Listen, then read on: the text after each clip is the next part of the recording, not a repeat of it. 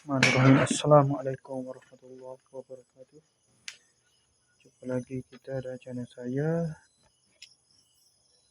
Hari ini hari Ahad 17 Ogos 2025 masih sama ya. Masa pukul 1:20 tadi kan buat dah video ni. Video masa tu video menutup untuk 16,000 lah kan. Okay, sekarang dah 17,000. 17. Berarti dibuat, tapi dibuat pada hari ni. 17. Mana video kedua lah untuk hari ni. Untuk edisi 17 Ogos 2025 masih ini. Cuma pagi tadi cerita menceritakan kisah kerana untuk 16 bulan.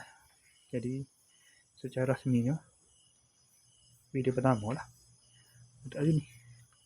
Okey, seperti biasa sekarang ni, sebab sekarang ni dah pukul 7:40 petang malam.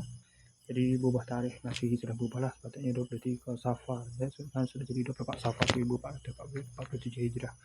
Okey, seperti biasa video dari report kita untuk hari ini. Lepas pada buat video dari video penutup pukul 1:20 tadi. 1:20 tak ingat dah. Mana pukul 1 dah. Tak ingat dah tarik beda masa, tak ingat dah. Lepas tu balik tu saya terus balik ke rumah. Mak internet lama juga lah. Nak tidur boleh lewat juga lah. Dari pukul 2:40 pagi. Bangun pada 6:22 pagi awal ni. Kejut agak juga lah. Bangun terus mandi, semai subuh. Sambung tidur balik sampai pukul 9. Baru bangun pulak. Pergi ke Dafikri.